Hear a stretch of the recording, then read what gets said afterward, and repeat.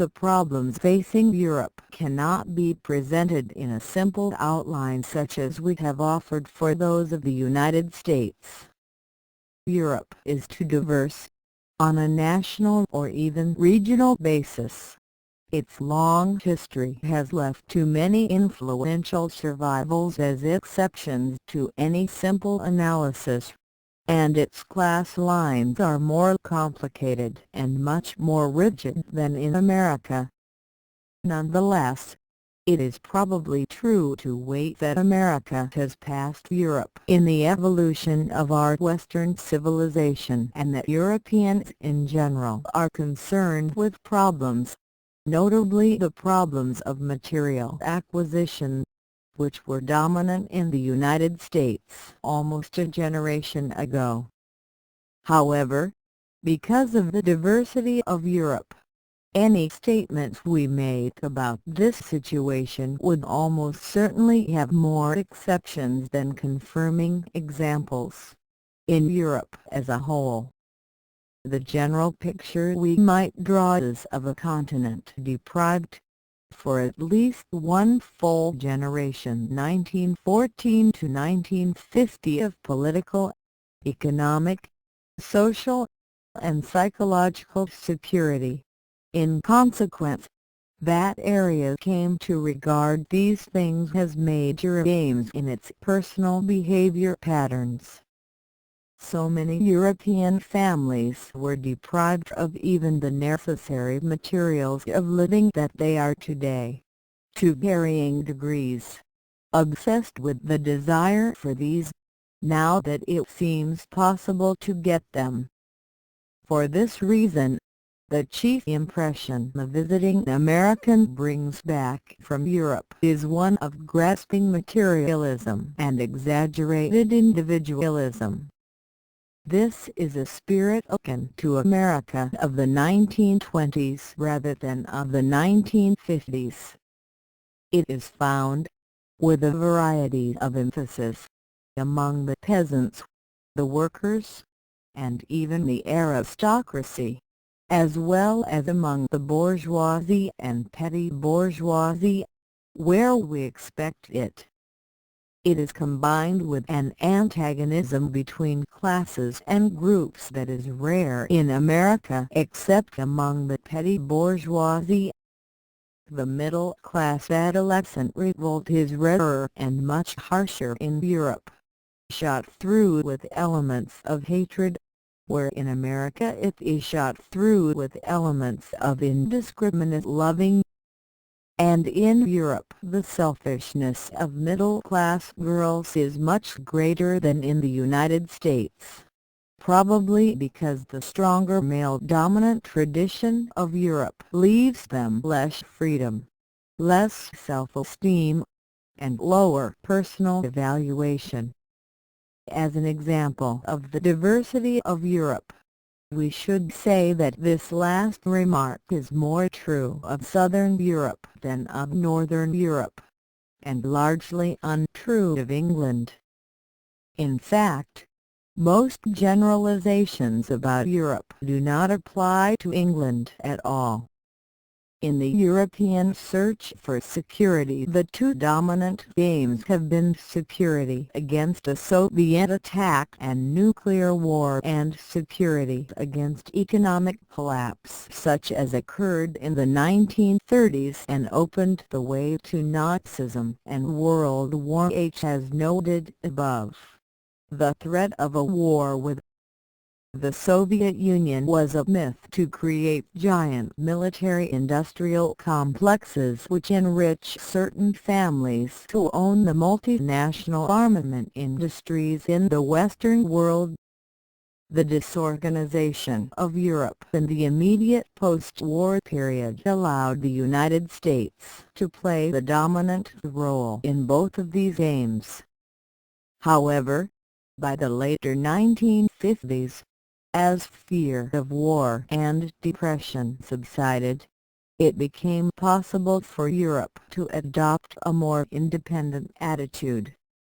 At the same time, the personal influence of President de Gaulle gave this new independence American overtones, which, however justified by the general's personal experiences with incompetent American foreign policies, nonetheless were injurious to the solidarity and prosperity of Europe.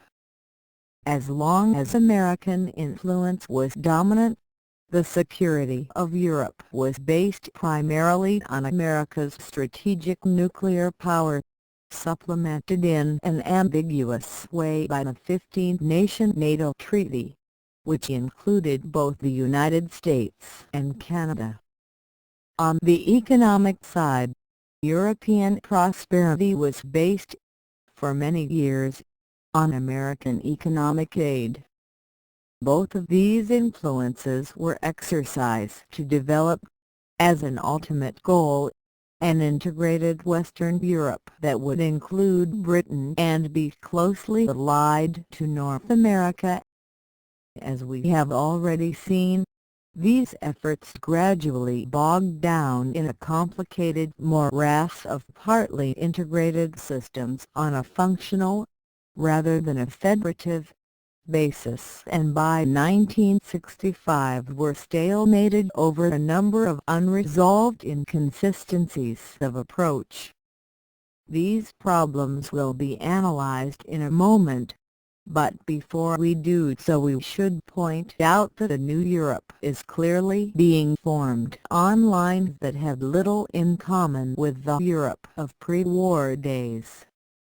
That earlier Europe was based on the social and ideological patterns of the past, and continued to reflect them, even when the real forces of military and economic technology were creating quite different relationships.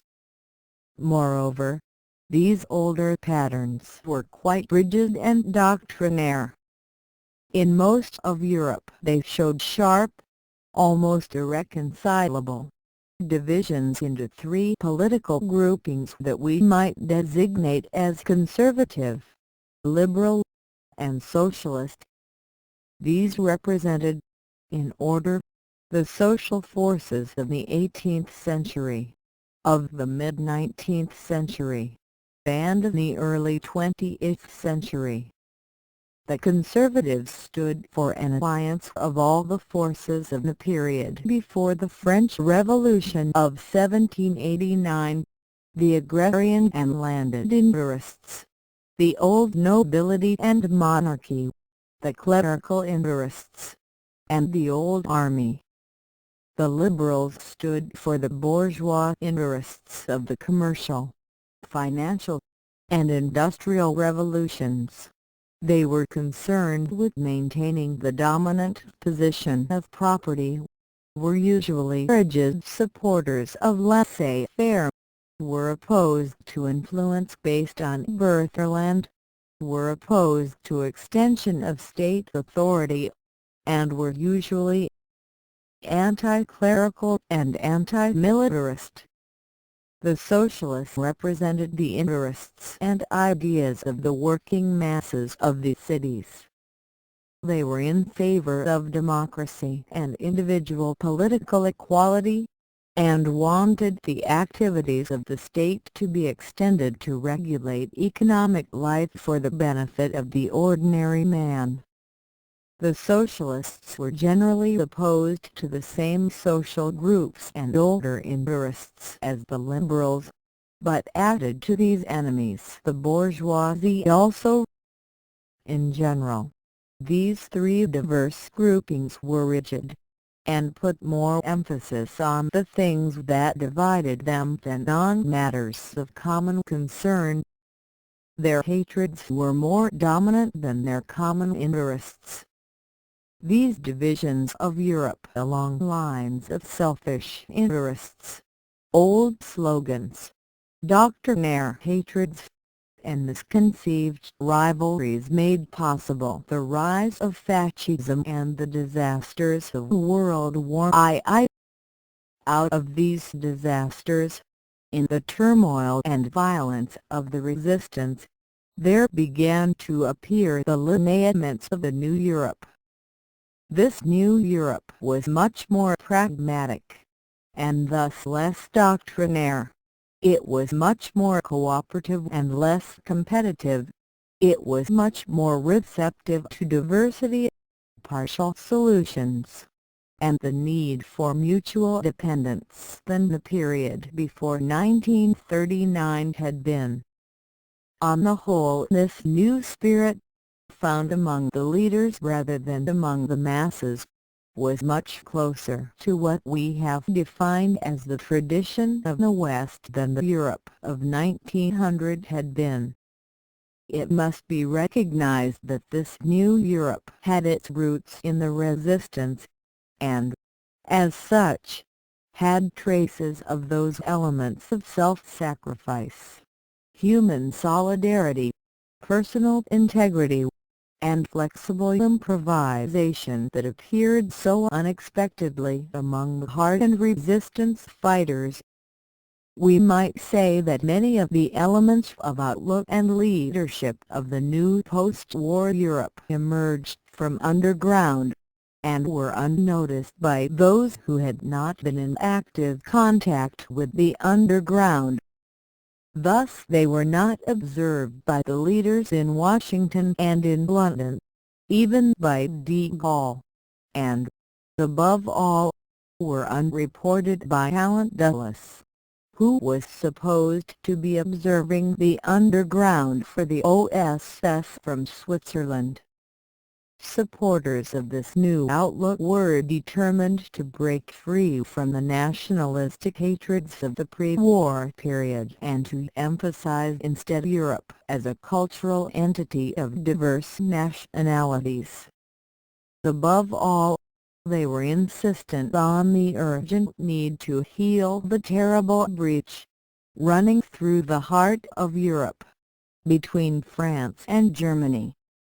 They were eager to establish some kind of liaison between religion and socialism, by way of Christian charity and social welfare, in order to repudiate the unnatural 19th-century alliance between the clergy and capitalism. They were determined to use the power of the state to settle the common problems of man, unhampered by doctrinaire liberalism and laissez-faire. And they recognized the joint role of capital and labor in any productive process, although they had no way of measuring or of dividing the rewards of each from that process. In two words, this new outlook was determined to make Europe more unified and more spiritual. This new outlook was unable to influence the fate of Europe for at least a decade after the ending of World War I in 1945 because of the urgent material need to repair the devastation of the war, the overwhelming threat to Europe from the Soviet Union and from doctrinaire communism, and because of the dependence of Europe, both for reconstruction and defense, on the United States and Britain, both of whom ignored the new forces stirring on the continent. By 1955, however, as these urgent problems receded into the background and Europe became increasingly able to stand on its own feet, the new structure began to become visible, indicated by the cooperation of Christian socialists and social democrats in the constructive process and by the continued decline of the forces of the extreme right and the extreme left. It was the new spirit, rooted in the resistance and the tacit agreement of the Christian socialist and social democratic political groups, that made it possible to work toward European unity and to use this unity as the foundation for a rich and independent Europe. The task is still only partly done. It may, indeed, never be completed, for nothing is more persistent than the old established institutions and outlooks that stand as barriers along the way. The central problem of Europe remains today, as it has for a century, the problem of Germany. And today, as before, this problem cannot be solved without Britain. But such a solution requires that Britain accept the fact that it is, since the invention of the airplane and the rocket, a European, and not the world, or even an Atlantic, power. This the leaders of Britain and the American branch of the British establishment have been unwilling to accept. As a consequence, Britain remains aloof from the continent, committed to the Atlantic community and to the Commonwealth of Nations, and, accordingly, the political unification of Western Europe stands suspended, partway to fulfillment, while the German problem, still capable of triggering the destruction of Western society, remains unsolved. Briefly, the problem is this: no one concerned, the Soviet Union, the United States, or Europe itself, can't permit Germany to be unified again in the foreseeable future. The united Germany would be a force of instability and danger to everyone, including the Germans, because it would be the most powerful nation in Europe and, balanced between East and West, might at any time fall into collaboration with one of these to the intense danger of the other. Or, if the Russian-American antithesis remained irreparable, the united Germany could put extreme pressures on its lesser neighbors between the two superpowers.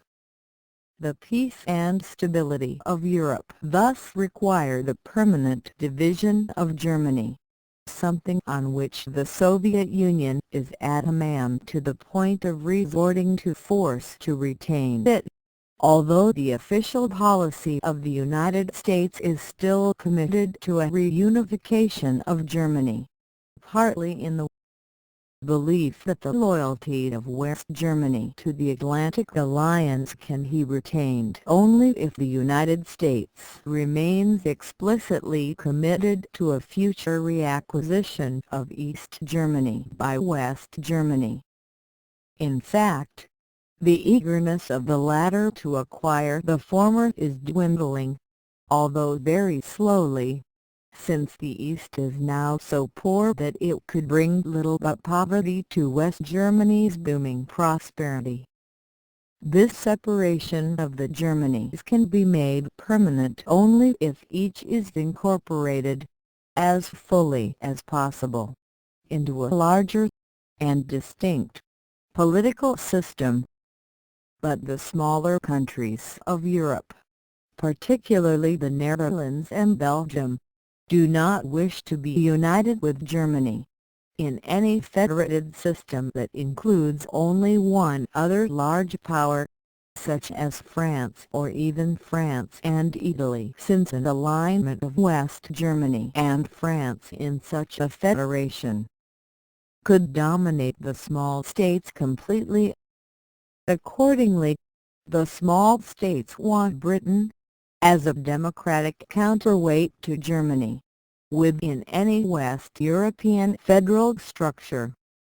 But de Gaulle, as he made evident in January 1963, will accept Britain into a West European federation only if Britain becomes clearly a European power and renounces its special relationship of close collaboration with the United States, and if it is also willing to subordinate its position as leader of the British Commonwealth of Nations to its membership in the European system. The abandonment of its special relationship with the United States and with the Commonwealth, The two major concerns of the English establishment for more than 40 years was too heavy a price to pay for membership in the European Economic Community and would have been an unacceptable reversal of established policy in return for something that Britain sought without great enthusiasm. The integration of Western Europe began in 1948 as a consequence of the growth of Soviet aggression that culminated in the Prague coup and the Berlin blockade. The United States had offered Marshall Plan aid with the provision that the European recovery be constructed on a cooperative basis. This led to the Convention for European Economic Cooperation (OECD) signed in April 1948 and the Hague Congress for European Union held the following month.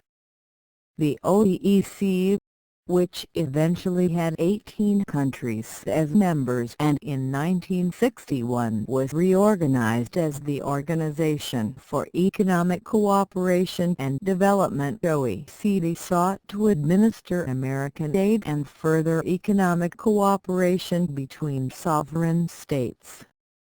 The Hague meeting of May 1948, with Winston Churchill and Konrad Adenauer as its chief figures, called for a united Europe, and took a very minor step in that direction by establishing the purely advisory consultative body of 10 later 15 states, the Council of Europe, as a parliamentary assembly at Strasbourg.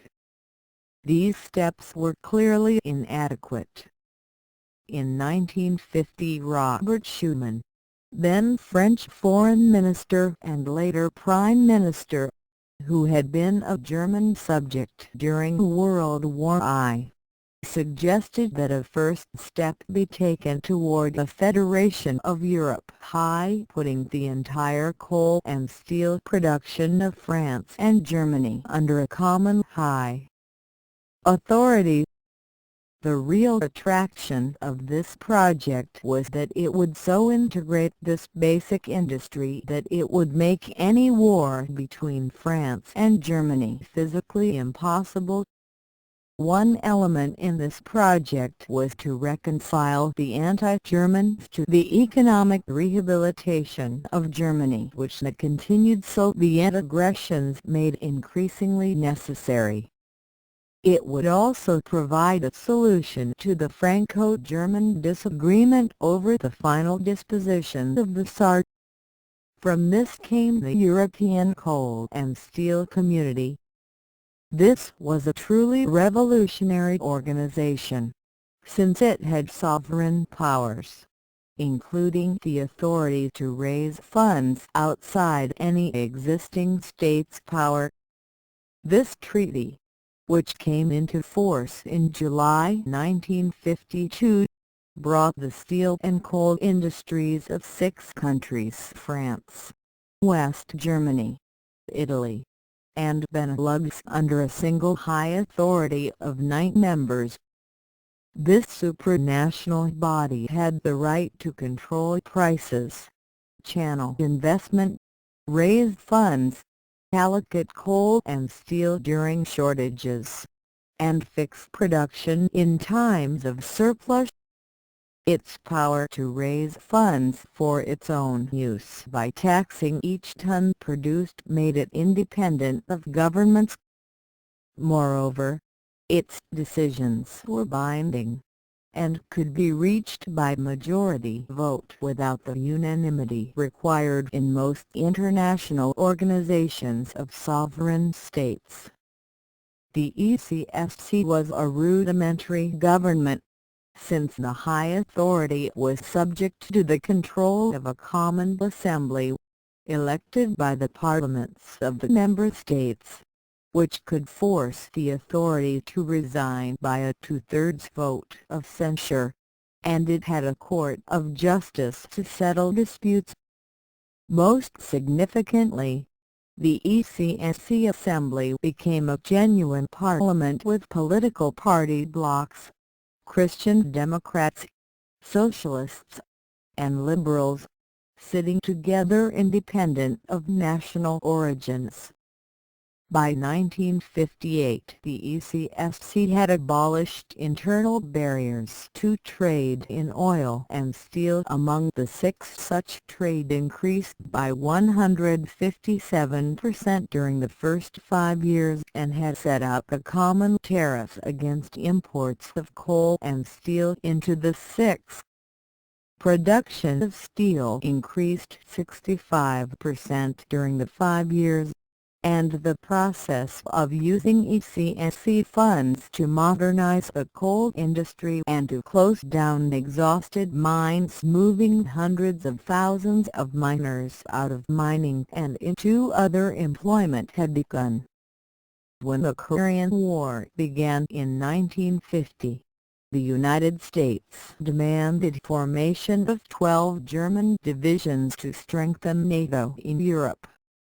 The French, who feared any rebirth of German militarism, drew up an elaborate scheme for a European Defence Community (EDC) that would merge the German recruits into a European army under joint European control. Like ECSC, the European Defence Community was to be a supranational agency that would eventually take its place, along with the ECSC, within a European government. The general pattern of this super-government was established in the EDC project itself, with a bicameral European Parliament and a President to preside over a European Cabinet Council. Unfortunately for these plans, the left and the right in the French Assembly joined together to reject the EDC Treaty August 1954. The left was opposed to EDC because any union of Europe would reduce Soviet influence on the continent, while the right, led by the Gaullists, were unwilling to see German armed forces re-established without any guarantee that Britain and the United States would retain forces within Europe to balance the new German forces. Failure of Britain to recognize explicitly its inevitable commitment to European defence early on allowed EDC to die. A symbolic, but ineffectual, step was made to calm these French fears in September 1954, when Sir Anthony Eden instigated the Western European Union WEU of 7 states, the 6 plus Britain, as a consultative group to oversee German rearmament. As part of this agreement, the British promised to keep 4 divisions in Europe until the year 2000 if necessary, but within 3 years one of these divisions was pulled out and the other 3 fell substantially below full strength. As a result of this agreement and a number of other factors, including recognition that the rearmament of Germany was inevitable, the French Assembly in December 1954 ratified the Paris Treaties that legalized the changes in Germany's status that France most feared. Western Germany regained its sovereign independence, obtained the right to have a national army although without nuclear weapons, and became an equal member of NATO. Having thus accepted much of what they did not want, an armed and sovereign Germany, it became clear to many Frenchmen that they must make a strenuous effort to get some of the things they did want, chiefly the merging of Germany into a West European system that would prevent the new German power from being used in a nationalistic aggression. Accordingly, the Six met again at Messina in June 1955. There they decided that the next step toward West European integration must be economic rather than political. From this flowed the Rome Treaty of March 1957, which established the European Economic Community, better known as the Common Market, as well as the European Atomic Community for joint exploitation of nuclear energy for peaceful purposes Euratom. Both agreements went into effect at the beginning of 1958. The EEC Treaty, with 572 articles over almost 400 pages, like the treaties establishing ECSC and Euratom, looked forward to eventual political union in Europe, and sought economic integration as an essential step on the way. The project originated with the head of the French Economic Planning Commission, Jean Monnet, whose ideas were pushed along by the energy of Foreign Minister Paul-Henri Spaak of Belgium. Within the three large nations, agreement was obtained by the efforts of the leaders of the respective Christian Democratic parties, Adenauer, Schuman, and Alcide de Gasperi. The Catholic religious background of all three was a significant factor in their willingness to turn from nationalistic to international economic methods, while Spaak's socialist prestige helped to reconcile the moderate left to the scheme. The slowing up of the process of economic recovery that had begun with the Marshall Plan in 1949 helped to win widespread acceptance of the new effort for joint economic expansion. Briefly, the Rome Treaty established the methods and time schedule by which the signatory countries, as well as other nations that might wish to join, could integrate their economies into a single, more expansive, system. Tariffs and other restrictions on trade between them were to be abolished by stages and replaced by a common tariff against the outside world. At the same time, investment was to be directed so as to integrate their joint economy as a whole, with special attention to the industrialization of backward and underdeveloped regions such as southern Italy. Special consideration was given to agriculture, largely detaching it from the market economy to cushion the integrative process while improving the standards of living and social protection of the farming population. As part of the integrative process, there was to be free movement of persons, services, and capital within the community, with a gradual development of community citizenship for workers. This whole process was to be achieved by stages over many years. The agricultural agreement, for example, was implemented by an elaborate agreement that was signed after 140 hours of almost continuous negotiation in January 1962. By the middle of that year, the internal tariffs among members had been reduced in 3 stages to half their 1958 levels. The institutional organization for carrying on this process was similar to that set up for the ECSC and the abortive EDC, a European Parliamentary Assembly of supranational party blocs of Christian Democrats, Socialists, and Liberals sitting and voting together irrespective of national origins.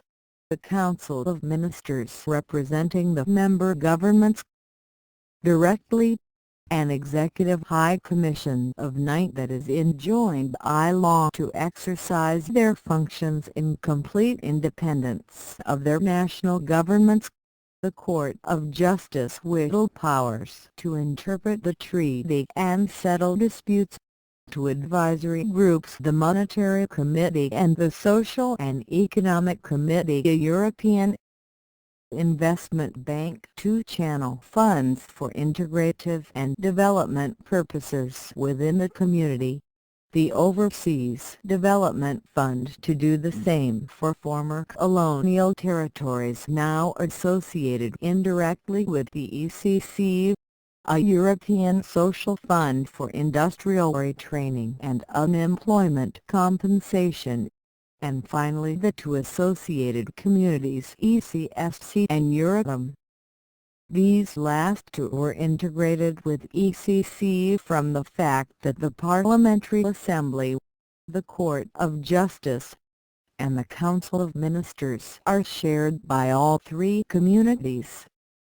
These organizations have some of the aspects of sovereignty from the fact that their decisions do not have to be unanimous, are binding on states and on citizens who have not agreed to them, and can be financed by funds that may be levied without current consent of the persons being taxed.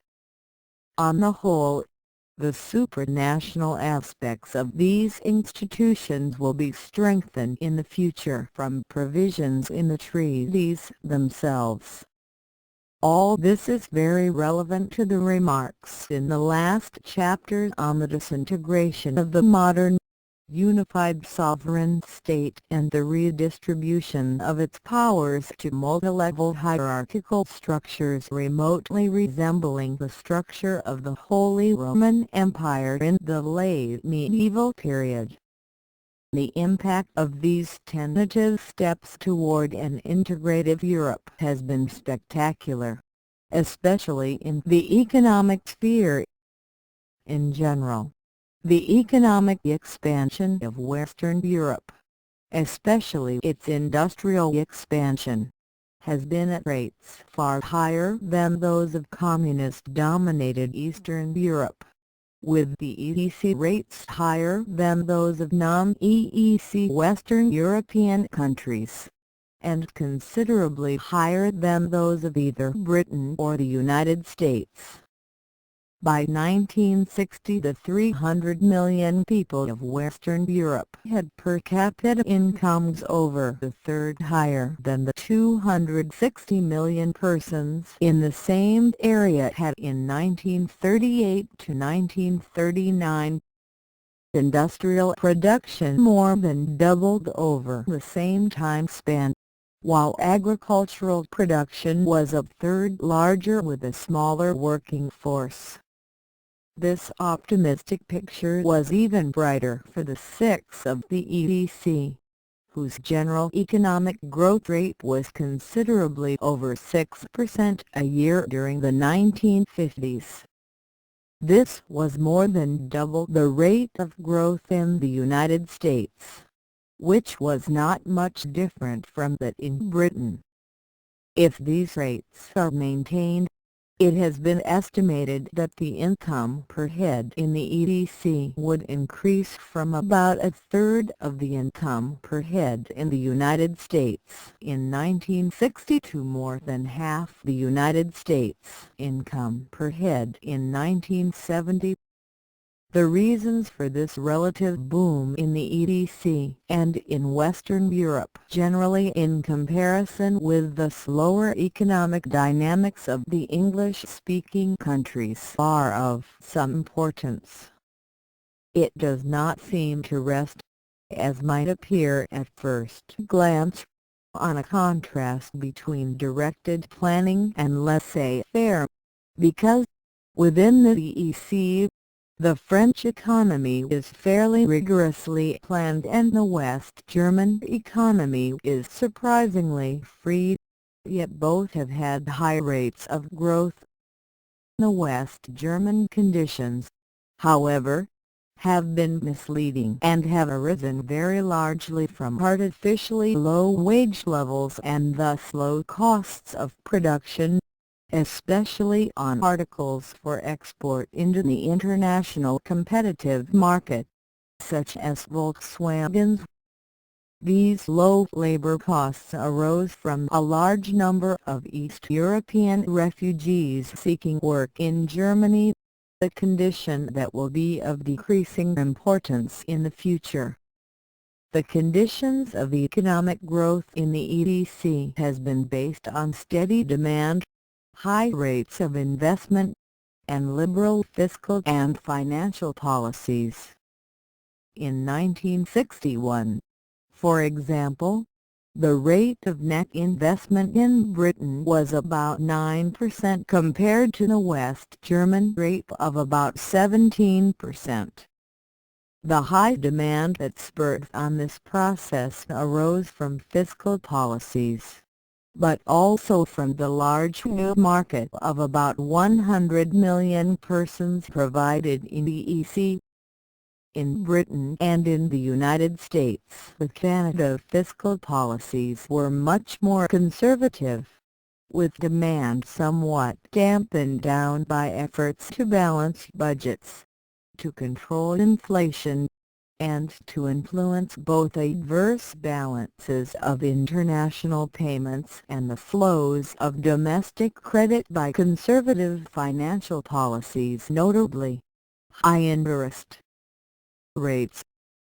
Moreover, in both countries, there was a good deal of unproductive expenditure either in misjudged enterprises and inefficient production or in defense and other non-productive areas. As a consequence, not only have growth rates been low in the English-speaking countries but unemployment rates have been high. In 1960, for example, the United States unemployment rate was 5.4% and the Canadian 6.9%, while that of France was 1.3% and West Germany only 0.9%. This sharp contrast between the prosperity of the EDC and the languishing economy of Britain eventually brought the latter to a recognition of the advantages of membership in the European system. But the decision was too late, based on wrong motives, and was eventually nullified by the imperious de Gaulle, who, like an elephant, never forgets an injury. Governments in London pay lip service to European unity and to British cooperation with it, but whenever an opportunity offered to take a real step toward European Union, Britain balked. In the immediate post-war period, this reluctance was attributed to the rather provincial and doctrinaire socialist outlook of the British Labour Party, but the situation did not improve when Winston Churchill returned to office in 1951.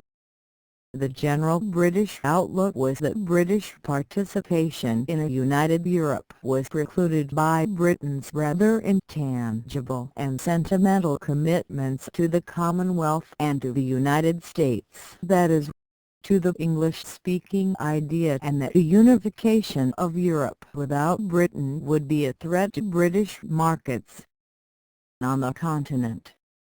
This decision by Britain was copied by the Scandinavian and Baltic countries, Denmark and Finland, whose trade alliance with England went back to the creation of the Sterling Bloc in 1932. In a similar way, Britain refused to cooperate in the ECFC or EDC.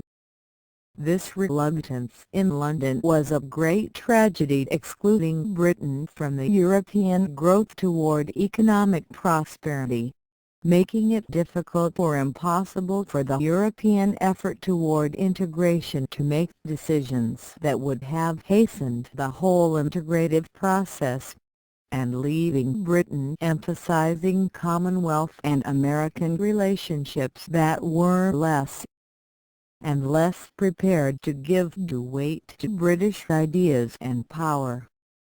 In a sense, Britain was making commitments to areas that were not prepared to make reciprocal commitments to Britain and would, if the occasion arose, leave Britain out on a limb. This, Indeed, is exactly what happened in October 1956, when the United States threatened to throw its power and prestige against Britain's efforts in the Suez fiasco.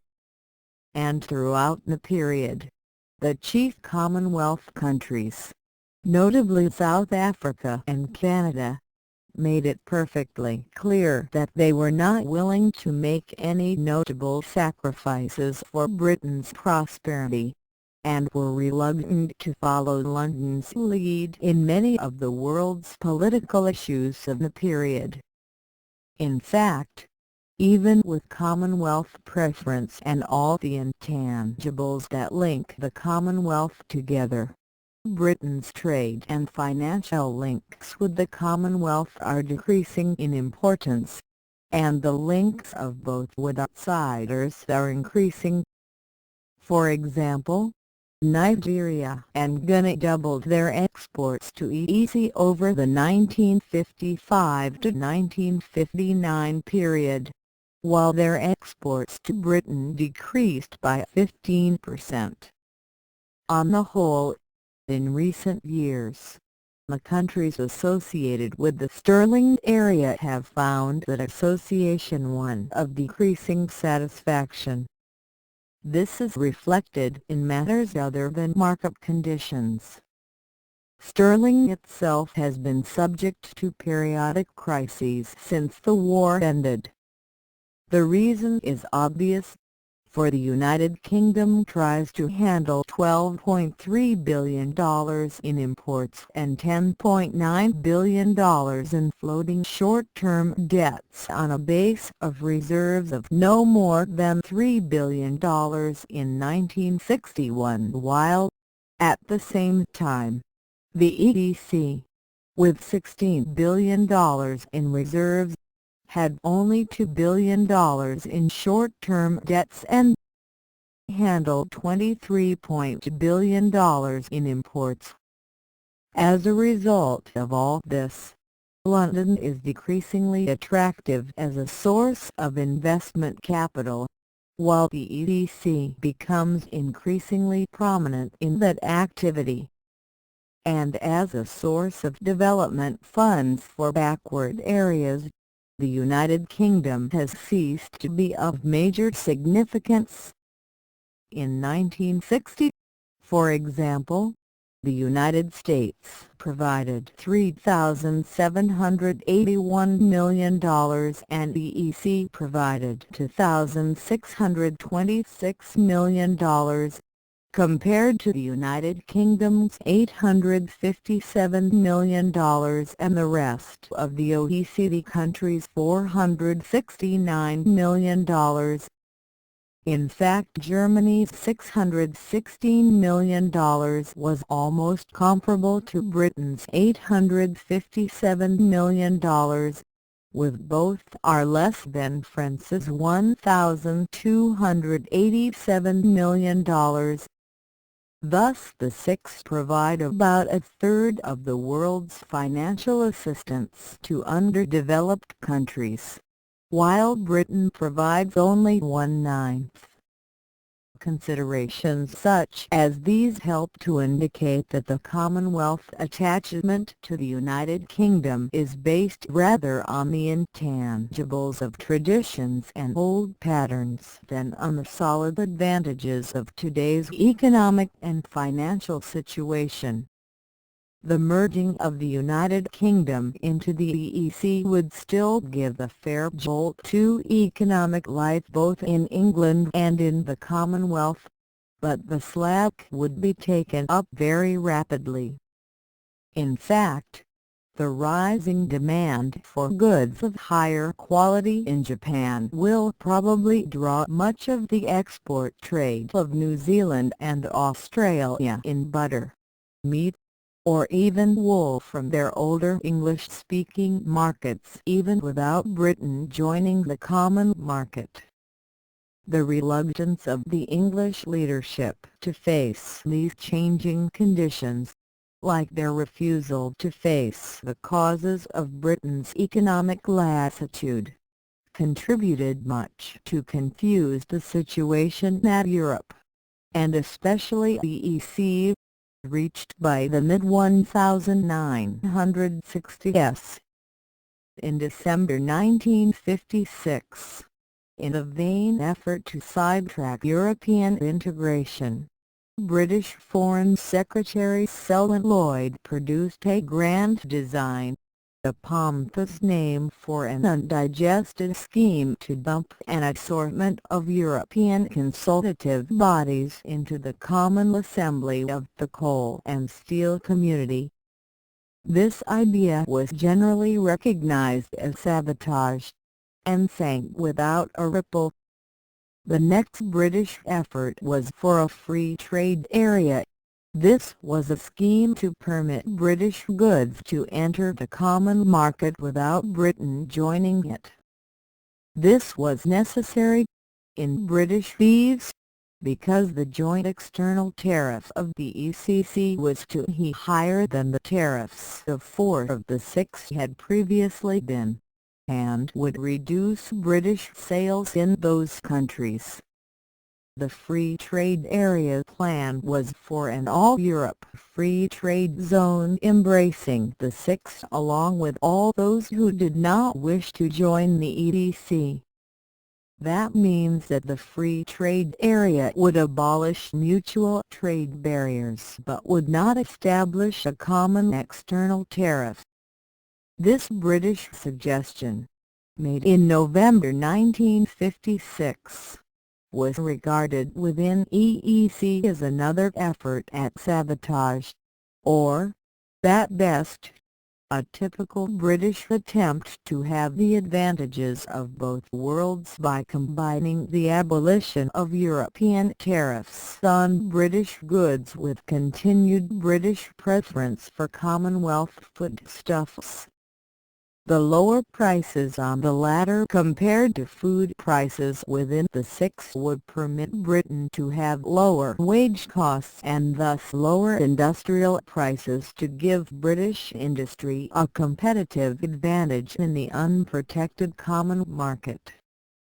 When France, with West German support, broke off the Free Trade Area negotiations in December 1958, the British were left out of the EDC, which began to function in the ruins of the Free Trade Area. Britain reacted by forming the European Free Trade Association (EFTA) of Britain, Sweden, Norway, Denmark, Austria, Switzerland, Portugal, and later Finland. This EFTA provided for mutual tariff reductions of member states by steps to complete abolition by 1970, but the process added only 38 million persons to the existing British market of 52 million, and promised small prospect of any substantial increase in sales because the tariffs of most of these countries were already low on British goods. This could not compare with the EEC market of 170 million customers, but British public opinion, even in the 1960s, could not bring itself to accept the reorientation of outlook required to view itself as a European state necessary to make it possible to accept the economic integration that could make this great market available to British industry.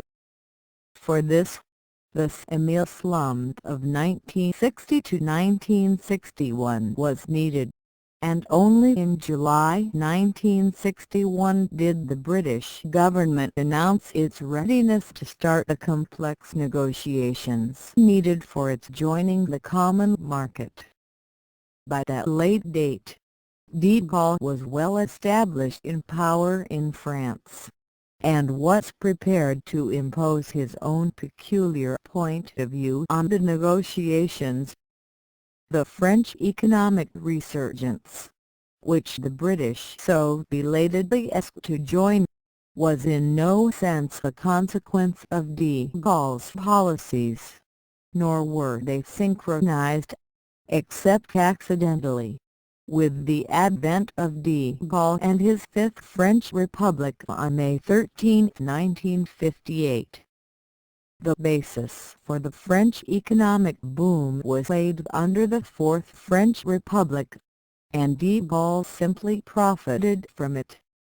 It might be said that the economic expansion, and its continuation after 1958, was based on those factors of the French system which the new de Gaulle regime left relatively unchanged: an educational structure accessible to anyone willing to work hard at his studies, the high quality of upper-level technical education, the close alliance between the administrative bureaucracy and the industrial system, and the ease with which highly educated technicians can pass from one to the other, by the readiness of the French mind to accept a rational, overall view of life and its problems. This contributed considerably to the success of French economic planning, and by the whole concept of individual opportunity and careers open to talent within a structured social arrangement. All these go back to the Napoleonic period of French history and were, thus, well adapted to de Gaulle's personal inclinations. The fact that they are all quite alien to the English way of life also helps to explain the relative failure of the British economy in the planned era. The Fifth Republic was obviously tailored to de Gaulle's personal inclinations, but it was also adapted to the bureaucratic substructure that had continued, as a semi-alien basis, to underlie the French political system in the bourgeois era. Worded in another way, we might say that the shift of the Western world over the last 3 decades from a bourgeois to a technocratic pattern was well adapted to the subterranean bureaucratic basis that had survived in France, more or less unobserved, during the century in which property was obviously triumphant. The bureaucracy Louis XIV and Napoleon had built up had been directed toward totalitarian power and national glory. The age of property, roughly 1836 to 1936, had sought to establish the influence of wealth unhampered by bureaucracy, and one of its chief aims had been to keep the bureaucratic structure, the centralized French tradition of administration, and the forces of French rationalism outside the sphere of economics and money-making. The economic depression of the 1930s and the defeat of 1940, both directly caused by the selfish interests and the narrow outlook, especially the narrow and selfish financial outlook of the French bourgeoisie, made it clear that some new system was needed in France, just as the experience of the resistance made it clear that some new system was needed in Europe. It was, in view of the French rationalist and bureaucratic tradition, almost inevitable that the new domestic system would be a more integrated, more rational, and more bureaucratic one than that of the bourgeois era, although it is not so clear what this new system will establish as its goal. This, indeed, is the problem facing France today, the problem concerned with goals rather than with methods, since there is now a broad consensus including the bourgeoisie prepared to accept a rationalized, planned, bureaucratized society dominated by a pervasive fiscalism, a kind of neo-mercantilism. But there is no consensus on what goals this new organization should seek. Only a very small group of Frenchmen shared de Gaulle's idea that the new system of France, the Fifth Republic, should make national power and glory its primary aim. A larger, and surprisingly influential, group, best represented by Mornet, wishes to work for the kind of rational humanism or unified diversity that this volume has used as its chief criterion for judging historical change. This group hopes, by the proper organization of men and resources, to increase the production of wealth and to reduce the conflicts of power sufficiently to remove these distracting matters from the center of human concern so that, once prosperity and peace have been relatively secured, men will find the time and energy to turn to their more important ends of personality development, artistic expression, and intellectual exploration. This point of view, based on a significant distinction between what is necessary and what is important, hopes to find the opportunity to turn to important matters once the necessary ones have achieved a level of minimal satisfactions. The Frenchmen of a third group, which includes the major part of the population, have little concern with the goals of de Gaulle and even less with those of Mornet, but are concerned with an almost repulsive pursuit of material affluence, something of which they had long heard but never considered achievable before. Today, for the first time, such affluence seems achievable to the great mass of Frenchmen as it does to the great mass of West Germans, to many English, and to increasing number of Italians, Americans and Swedes, who are already disillusioned with the fruits of affluence, must be indulgent to these recent arrivals in the materialist rat race. The chief political aim of this large group is for political stability free from partisan upheavals, an end that de Gaulle and the Fifth Republic seem more capable of securing than the unstable, multi-partied Fourth Republic. Much of the ambiguity about de Gaulle rests on a failure of historical synchronisms.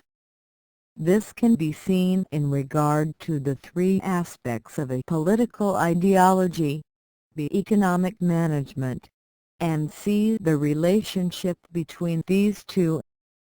In the 1920s, all three of these were antipathetic to de Gaulle's outlook, since 40 years ago the three were: a democratic, nationalist, sovereign, independent state pursuing the goal of national self-interest, b a capitalistic economy, and c a laissez-faire relationship of no government in business.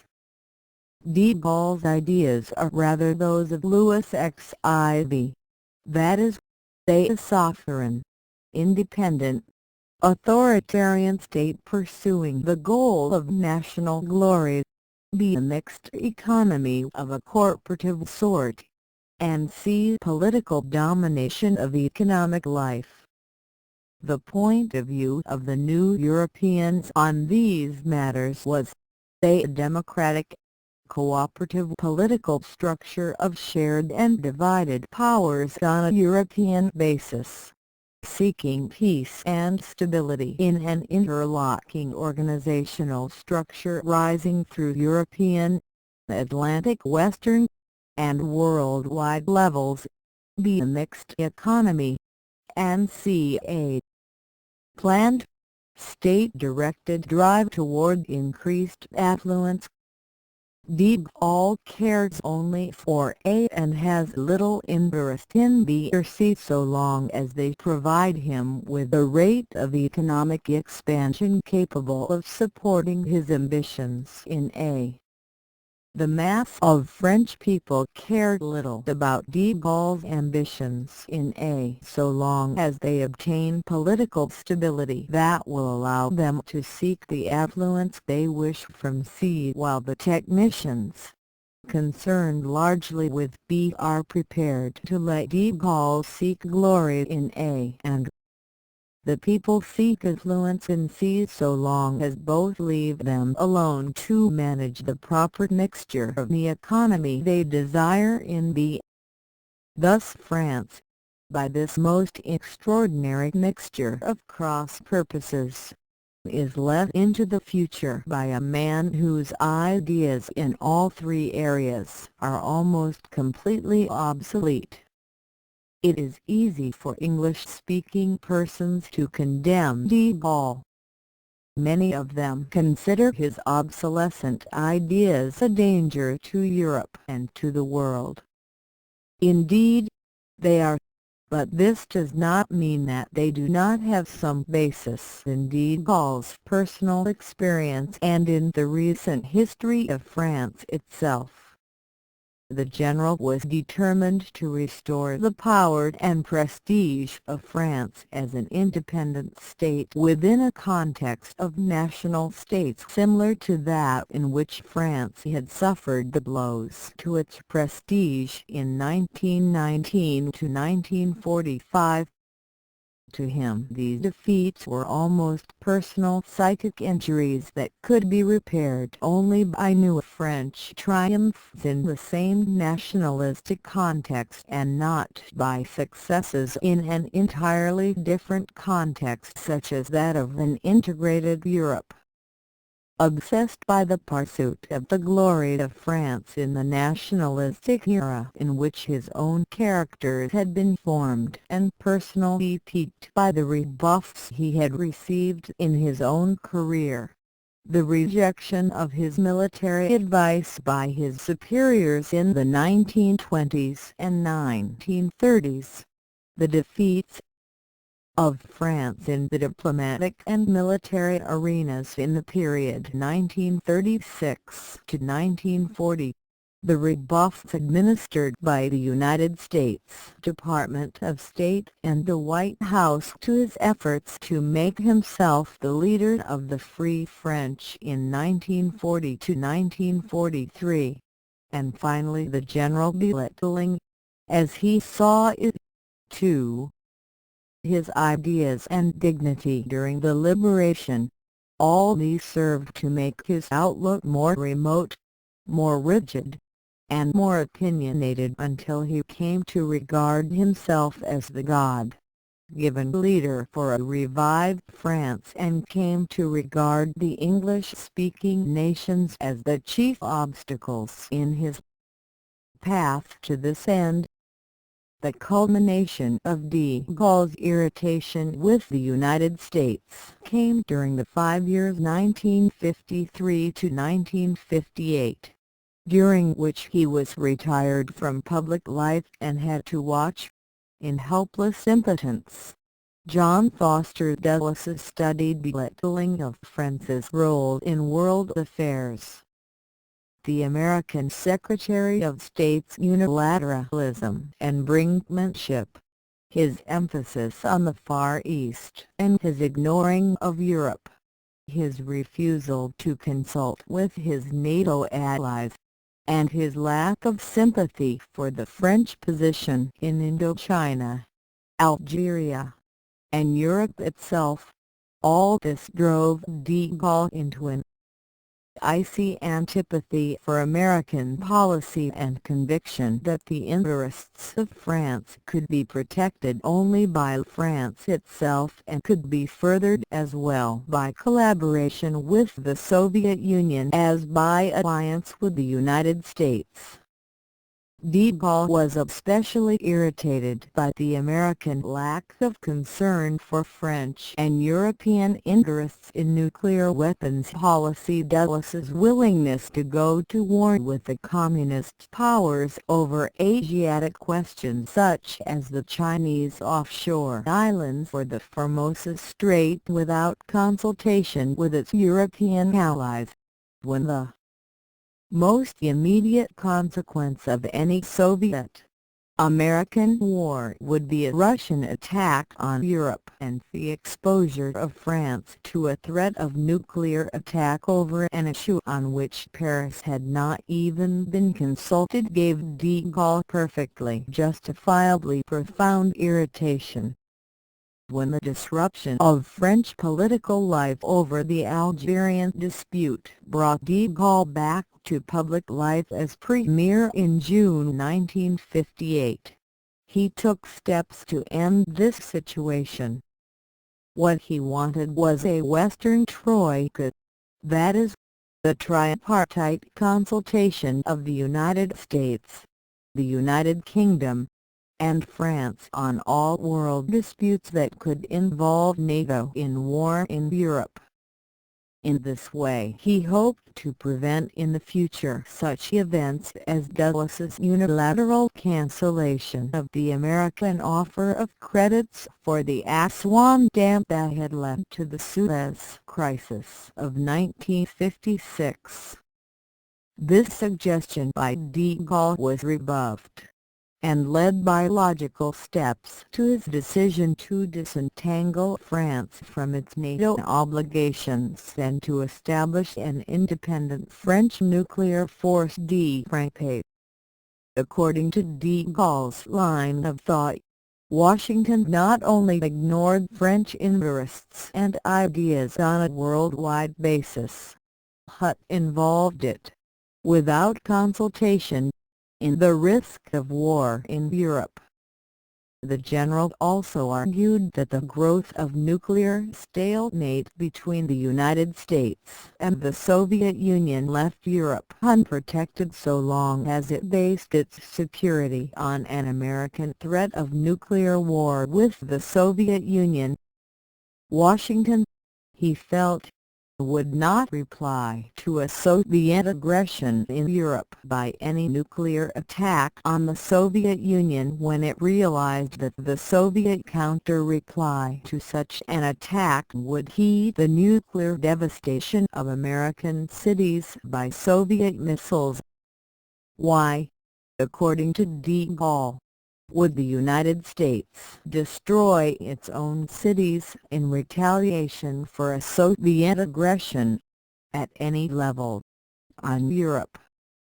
This opened the whole problem of nuclear credibility, with de Gaulle at such a high level of skepticism of American good faith that he saw little credibility and thus little deterrent value in the American threat to use nuclear weapons against the Soviet Union to defend France. According to de Gaulle, the only secure French defense must be based on France's own military power, which must, inevitably, be nuclear power. At first glance, the idea of modest French nuclear armaments serving as deterrents to the mighty Soviet threat to Europe, either conventional or nuclear, seems even less credible. But de Gaulle was one of the first to recognize, as a feasible policy, an idea that was subsequently adopted by the Soviet Union itself. This was the idea that a nuclear deterrence does not require the possession of overwhelming nuclear power or even the nuclear superiority in which Washington long believed, but may be based on the capacity to inflict unacceptable nuclear damage. In de Gaulle's mind, the explosion of French hydrogen bombs over 3 or 4 major Soviet cities, including Moscow, would constitute unacceptable damage in the Kremlin's eyes and would thus provide effective deterrence against a Soviet aggression in Europe, or at least against France, without any need for France to rely on any uncertain American response. To provide for such a French threat of nuclear response to Soviet aggression, de Gaulle's regime accepted the great economic and financial burden of obtaining a force de frappe. In its first stage, to be achieved by 1966, this would consist of 62 Mirage IV supersonic manned jet bombing planes to carry France's first-generation 60-kiloton plutonium bombs. By the end of 1964, when 20 of these planes were operational, they were being produced at a rate of one a month and were being matched by the production of one bomb a month from the atomic pile at Marcoule. By 1966, the power of the bomb is expected to increase to its maximum size of about 300 kilotons. The Mirage IV, as vehicle for the French nuclear threat, will be replaced by 25 land-based missiles fired from underground silos. These will be operational about 1969, and will shift their warheads from H-bombs to H-bombs sometime in the early 1975. The third generation of French nuclear weapons will probably be Polaris-type nuclear submarines to become operational sometime in the 1975. If these can be speeded up and the Mirage IV could be retained, it is possible that the brief transition stage of land-based missiles might be skipped completely. The total nuclear submarine fleet will probably not exceed 3 vessels, even in the late 1975. These plans do not seem impressive in comparison with the nuclear armament of the two superpowers, but they are expected to make France an independent nuclear power and allow it to exercise an independent nuclear deterrence. However, if countermeasures, such as the development of an anti-missile missile, become more successful, the additional penetration devices needed to allow the French nuclear threat to be credible may raise the financial cost of the whole effort to a level that would put a very severe strain on the French budget. In that case, France must either give up the effort or try to persuade the European community to do it as a joint effort. This might reactivate the West European Union or fall to the largest fragment of a divided NATO. But in this case, France, despite de Gaulle, will have to accept some kind of European political union. All of this points up the fact that the future political and military structure of Europe revolves about two quite separate problems.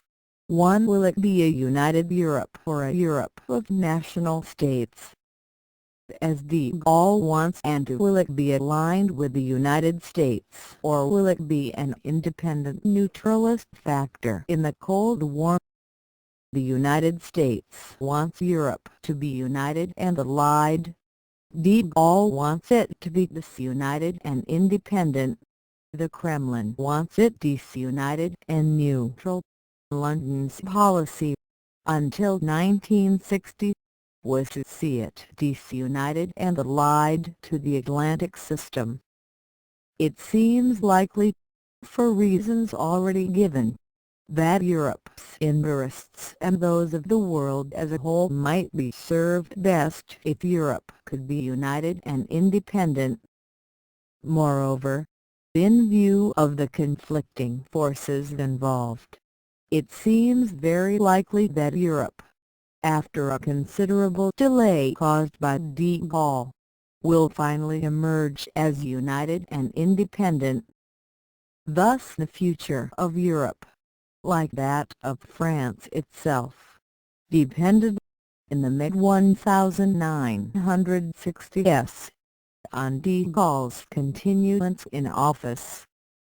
This was ensured, at least until the next presidential election in 1965, unless interrupted by death, by the fact that no alternative to de Gaulle could be seen clearly even by his opponents.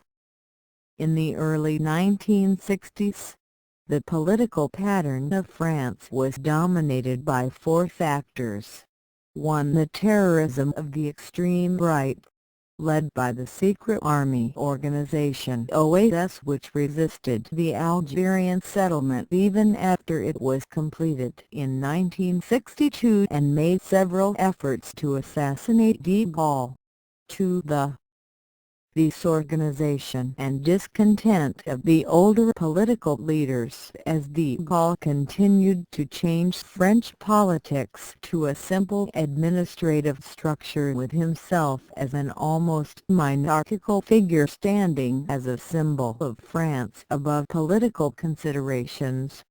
3. The steady, if not always enthusiastic, support of de Gaulle by the passive mass of Frenchmen who saw the general as a center of solidity in the middle of a sea of confusions, and for the unpredictable and despotic control of the political initiative by de Gaulle himself. The chief discontents came in 1960 and 1961 from those groups in the population, notably farmers, civil servants, and university students, who found that they were sharing in the economic boom less than others or were being squeezed by its dynamics.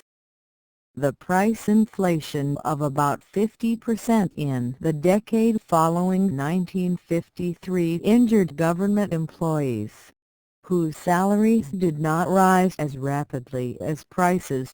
University students were also squeezed by the inflation but were squeezed much more literally in housing, eating accommodations, and classroom space by a great increase in enrollment which was not sufficiently prepared for by government efforts to increase facilities. And the peasants, encouraged by government technocrats to modernize their methods, found that increased production led to lower farm prices and decreased incomes for themselves. In view of the authoritarian character of the de Gaulle regime, these discontents tended to become extra-legal agitations. There were sporadic strikes, protest parades, and even riots of these groups to call public attention to their grievances. Farmers were particularly violent when agricultural prices decreased and industrial prices continued to inch upward. The Gaullist government hoped to remedy the situation by reducing the costs of distribution through middlemen and thus provide French farmers with an increasing share of the reduced price of produce to the consumer. But on the whole the incredibly inefficient distribution of French farm produce, which forced most produce, regardless of source or destination, to pass through the Parisian markets, was too difficult a problem even for de Gaulle's experts, at least in any time interval that mattered. To obtain concessions, the farmers rioted, often on a large scale, such as an outburst of 35,000 of them at Amiens in February 1960. They blocked national automobile routes with their tractors, spread unsold or unremuneratively priced farm produce over the roads or city streets, and responded with violence when efforts were made to disperse them. Through this whole period, de Gaulle's conduct of the government, through his hand-picked prime ministers, made a shambles of the Fifth Republic Constitution, which had been tailored to his specifications. Since a government could not be overthrown by defeat of a bill but only by a specific vote of censure, and this latter would lead to a general election in which all of de Gaulle's prestige could be used against those who had voted for the censure, the ordinary deputies. Love of office and reluctance to wage an expensive and risky electoral campaign made it possible for de Gaulle's premiers to obtain almost any law he desired. The older political leaders were very rested under this system but could mobilize no organized opposition to it, because no one could see any real alternative to de Gaulle. The significant example of de Gaulle's high-handed operations may be seen in the way he forced through the bill to create an independent French nuclear force without allowing the Assembly to debate the issue or to vote on the bill itself November-December 1960. This was done under Article 49 of the Constitution, which allows the government to pass a bill on its own responsibility without consideration by the Assembly unless a vote of censure is passed by a majority 277 of all the deputies.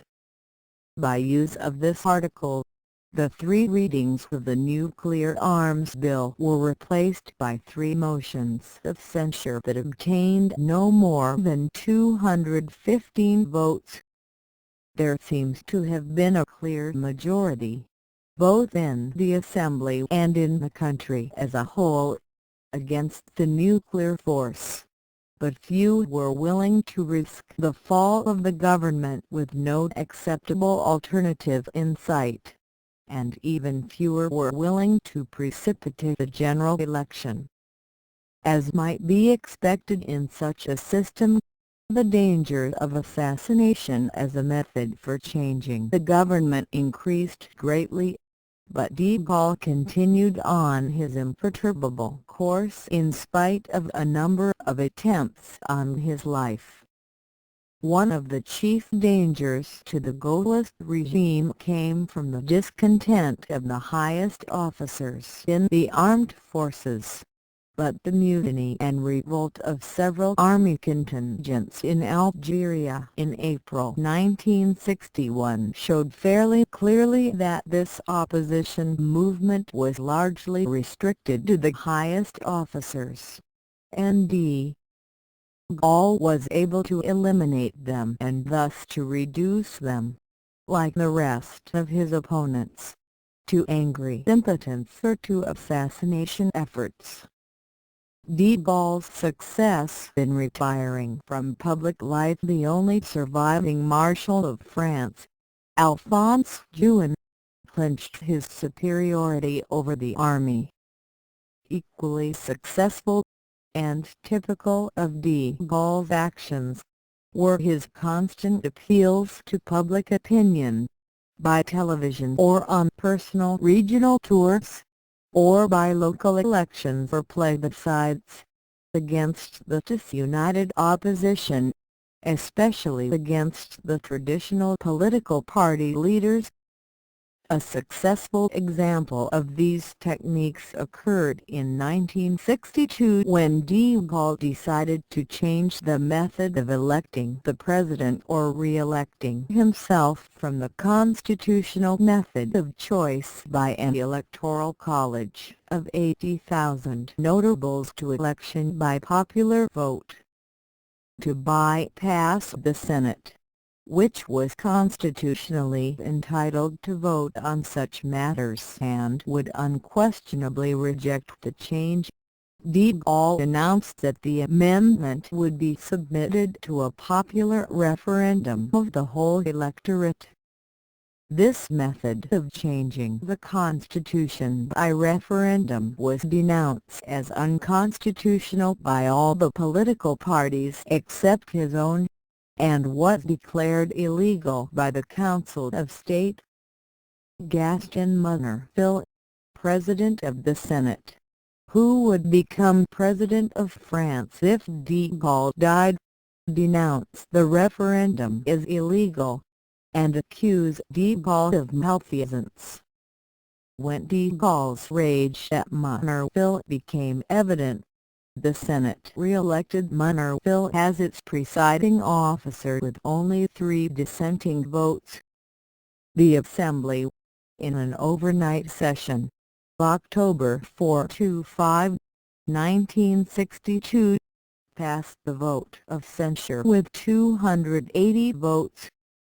By the referendum on the constitutional change, on October 28, 1962, de Gaulle achieved his purpose with almost 62% of the votes registering ayes. This was only 46% of the registered votes because of the 23% non-voting, in spite of the fact that his proposal was opposed by all political parties except his own.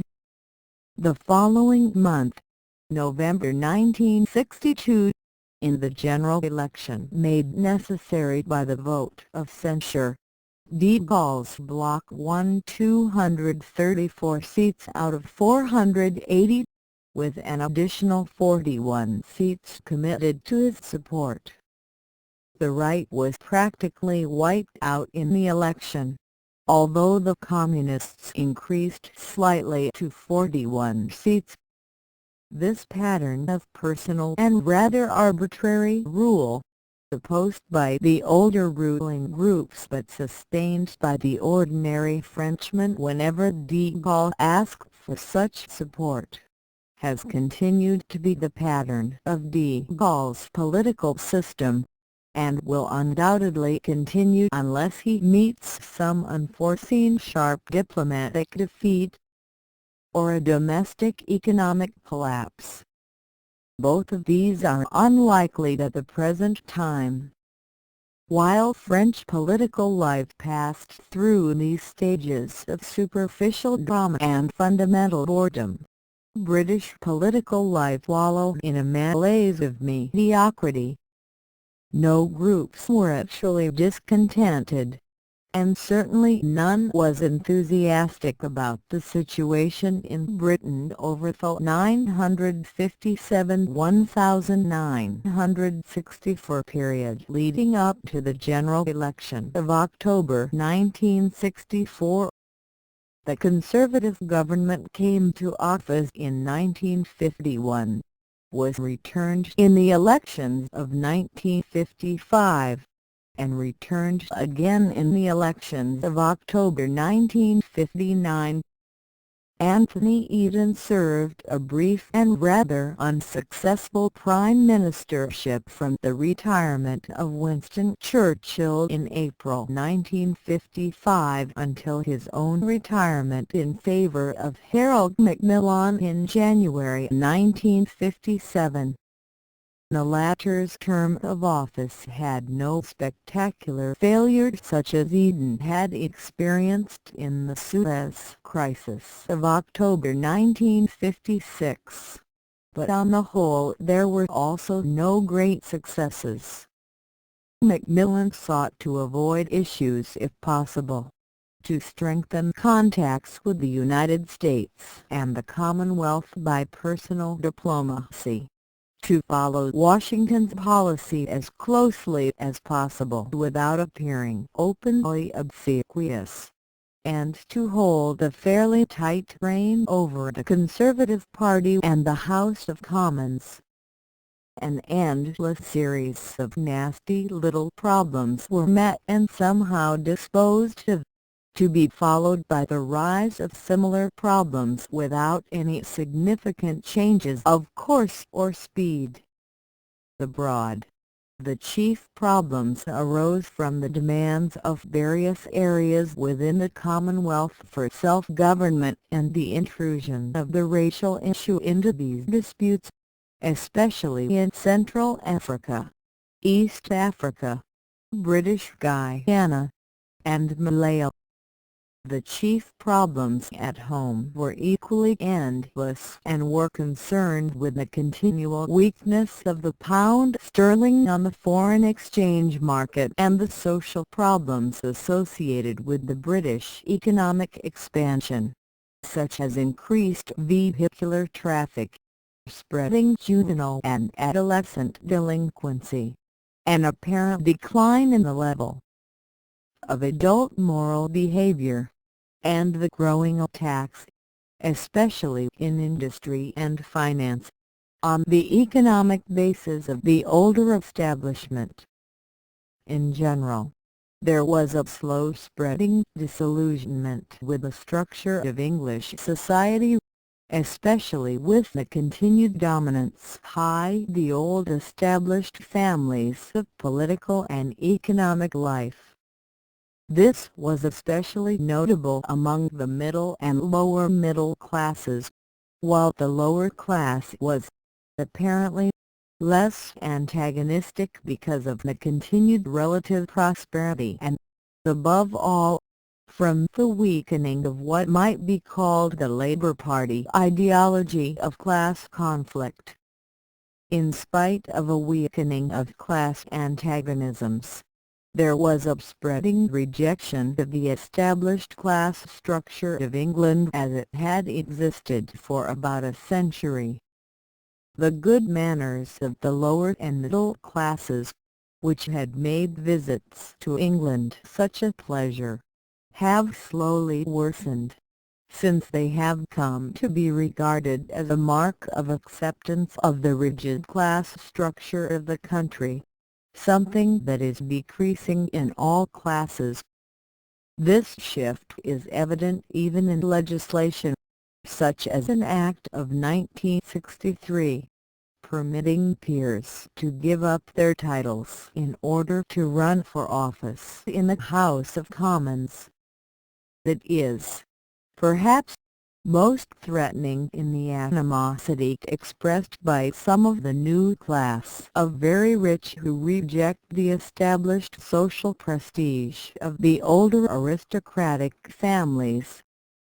This last point is of some importance, for it may mark the end of a very significant period of English history. In this history, the English social structure was retained because of its flexibility rather than its rigidity. Access to higher social levels had never been closed to those with the energy and luck to work upward. These climbers invariably became strong defenders of the class structure, buying country houses, sending their children to boarding schools, and adopting the accent and other distinctive idiosyncrasies of the English upper classes. This aiding of their betters on all levels preserved the English class structure and provided the relatively frictionless character of English social life. Frictions have now appeared at the very time that class antagonisms have been weakened. The reason for this has been the slow spreading in Britain of a kind of individualistic and nominalistic outlook that had been prevalent in much of the Western world for several generations but had been played down in Britain, until the last decade or so, by the pressures to conform on those who wish to rise socially and even on those who wish to remain in their same social level. As a result, traditionally in England, individualists have been eccentrics, that is, persons so well established that their social positions could not be changed notably by their personal behavior. This is now changing. Increasingly, those who wish to remain in their social status and, most significantly, a surprising number of those who are rising in the economic, academic, and political hierarchies feel called upon to reject in an explicit fashion the established class structure. This began with the writings of Labour Party intellectuals early in the century, but it has now become so widespread that rising young men today still continue to rise without conforming to the established behavioral patterns of their aspirant levels. One reason for this, of course, is that control of the ladders to success are no longer so closely held. In the old days, the merchant bankers of London, EC2, controlled fairly well the funds that were needed for almost any enterprise to become a substantial success. Today much larger funds are available from many diverse sources, from abroad, from government sources, from insurance and pension funds, from profits of other enterprises, and from other sources. These are no longer held under closely associated controls and are much more impersonal and professionalized in their disposal, so that, on the whole, an energetic man or a group with a good idea can get access to larger funds today and can do so without anyone much caring if he accepts the established social precedents. At the same time, on lower levels, young men working their way upward, although not, perhaps, to the top, no longer conform in dress and behavior to the expected patterns of respectability of their social aspirations, but often show a more or less open defiance of these. The most obvious, and in a way most frightening, examples of this are to be found in the open defiance of all respectability by adolescents and post-adolescents of various social levels, but chiefly low ones, who have rioted by the thousands at various seaside resorts on long weekends in recent years. These most obvious examples of rebellion against English conformity are, however, not nearly so significant as the less obvious, but much more significant, rejections of the established system by men whose training and positions would lead us to expect that they would be firm supporters of it. This includes men like the following: 1. John Grigg, who disclaimed his title of Lord Altrincham in 1963, was educated at Eton and New College, was in the Grenadier Guards, edited the National Review which had been acquired from Lady Milner and was close to the establishment from his father's long-time associations with the Milner Group, the Times, the Round Table, and his intimate friendship with Lord Brand. The Sun shocked the court by his open criticism of the Queen's social associations as undemocratic, and his weekly articles for The Guardian advocated, among other things, abolition of a hereditary House of Lords, for 2 Grenadiers of New College and All Souls who had denounced the English amateur tradition in government and business as a cult of incompetence, and demanded, to replace it, the system of training and recruitment that will provide a British managerial class marked by professional competence, rather than by what he regards as frivolity. Or 3 John Vize, one-time scholar of Queen's College, Cambridge and now Fellow of Worcester College, Oxford, who denounces the whole English educational system as inadequate and misguided and would replace it with something more like the French openly competitive system of free education. One, perhaps surprising, voice in this criticism, aimed at attitudes rather than class structure, has been that of Prince Philip. He has tried, with only moderate success, to introduce scientists, technicians, and managerial types into court circles at least occasionally, but these circles continue, as in the past, to be dominated by the old rural upper-class interests of horses, hunting, and parlour games.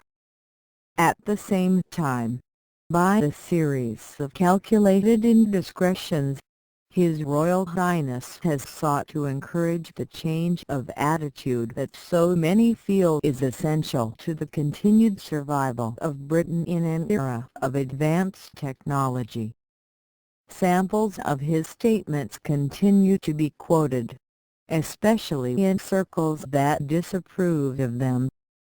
In February 1961, the Prince said, "If anyone has a new idea in this country, there are twice as many people who advocate putting a man with a red flag in front of it." And 18 months later, in a speech on Britain's inability to remain competitive in the world's export markets, he said, "We are suffering a national defeat comparable to any lost military campaign, and, what is more, a self-inflicted one. The bastions of the smug and the stick in the mud can only be toppled by persistent undermining."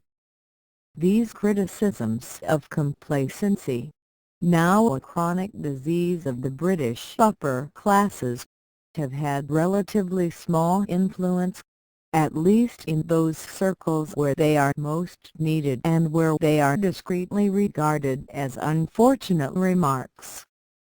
However, the volume of such criticism, especially on relatively high levels of the established hierarchies, has been growing, and must eventually force significant changes of outlook and behavior. They are more effective evidence of the breakdown of established outlooks than more spectacular events, like the antics of juvenile rioters or even the sinful lives of cabinet ministers exposed in the popular press for the whole world to see, as was done of the War Minister's encounters with a teenage prostitute whom he met of all places at Lady Astor's Clinton estate. It seems possible, however, that any constructive change in England will be so long delayed that it may be anticipated by waves of unconstructive change, especially the rapid spread of frantic materialism, self-indulgence, and undisciplined individualism. That this should occur in the country that offered the world of the 20th century its finest examples of self-disciplined response to the calls of social duty would, indeed, be a profound tragedy. It would seem that Britain, perhaps more than any other European country except Sweden, is passing through a critical phase where it does not know what it wants or what it should seek. The patterns of outlook and behavior that brought it to world leadership by 1880 were going to cede by 1938. There was sufficient vitality still left in them to bring forth the magnificent effort of 1940 to 1945. But since 1945 it has become clear that the old patterns are not adapted to success in the contemporary world of technocracy, operations research, rationalization, and mass mobilization of resources. The British method of operating through a small elite, coordinated by personal contact and shared outlooks, and trained in the humanities, cannot handle the problems of the late 20th century.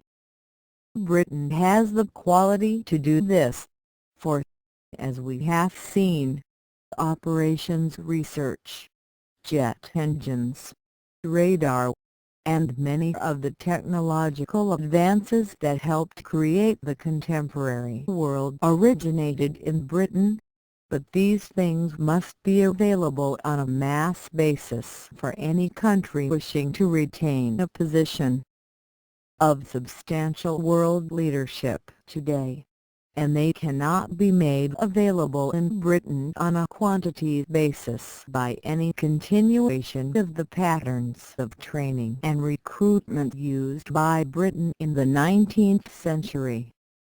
There are those who say in all sincerity that there is no need for Britain to seek to retain a position of leadership that would require it to destroy everything that made the country distinctive.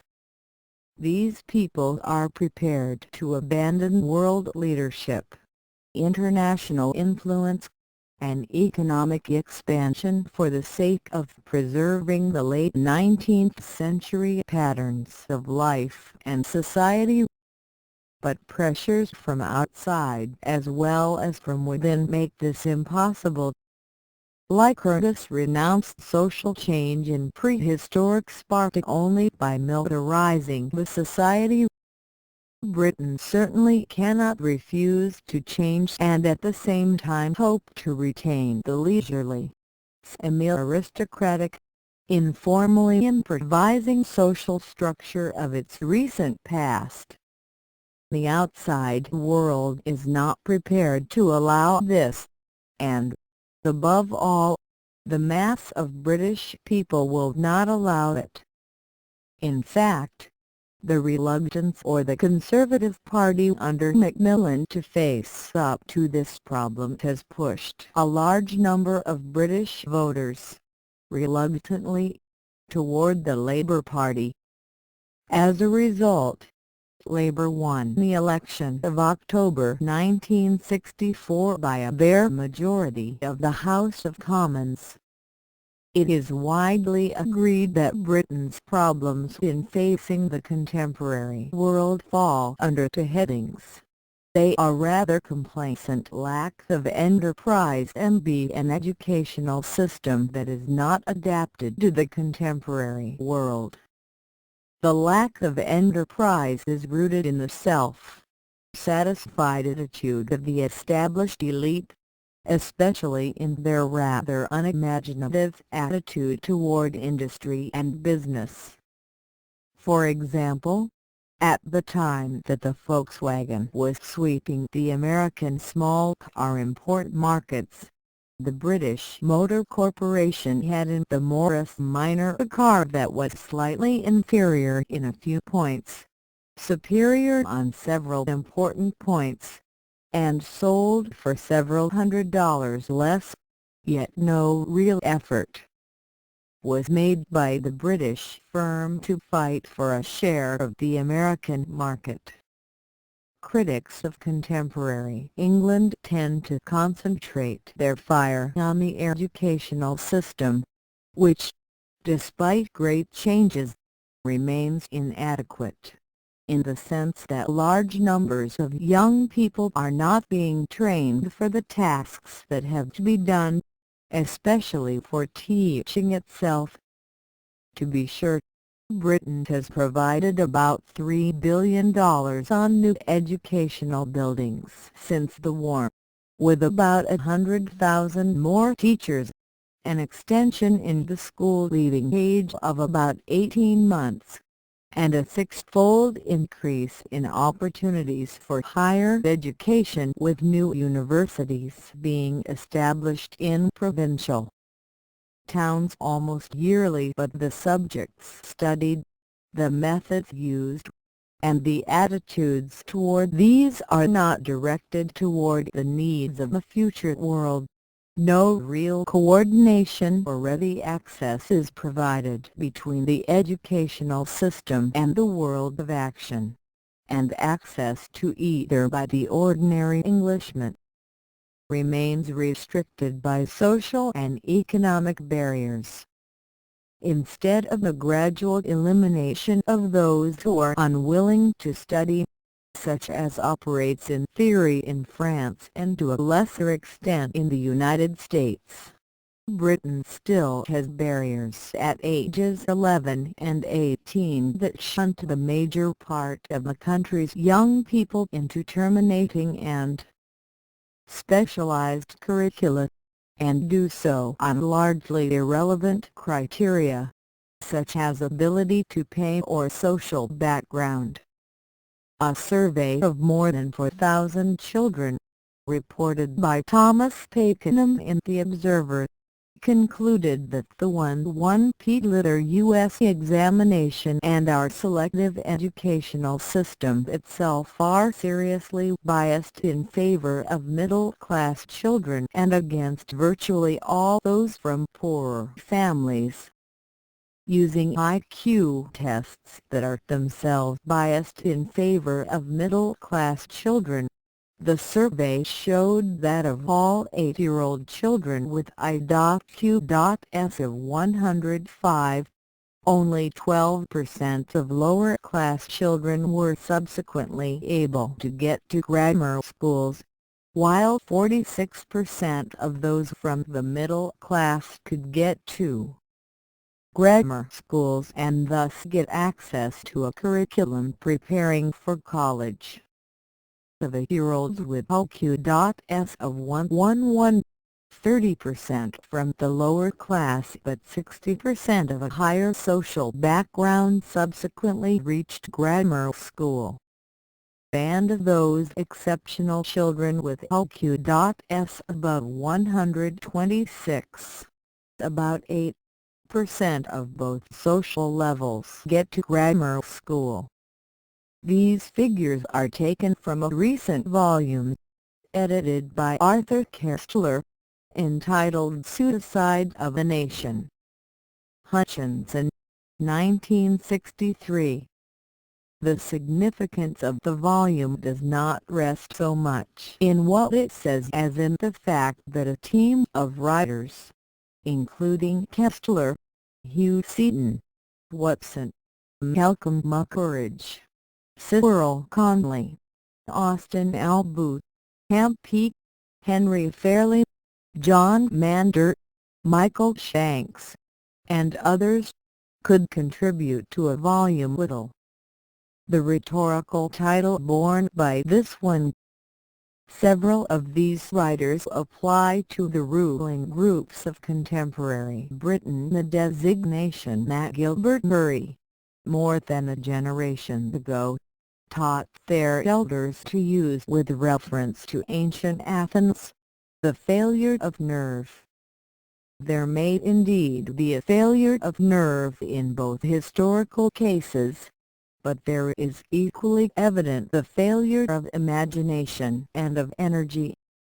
For the Britain that won in World War I had many opportunities to do great things in the post-war period but failed to do so because its leaders were unwilling to grasp the opportunity.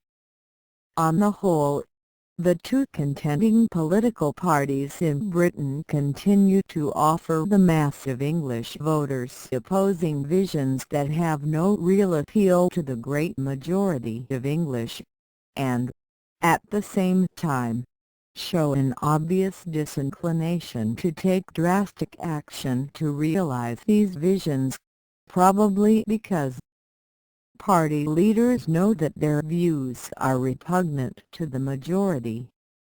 These two opposed visions offer, on the one hand, the nostalgic yearnings of the Conservatives for the world of 1908 and, on the other side, the state socialism and unilateral disarmament of the Labour Party doctrinaires.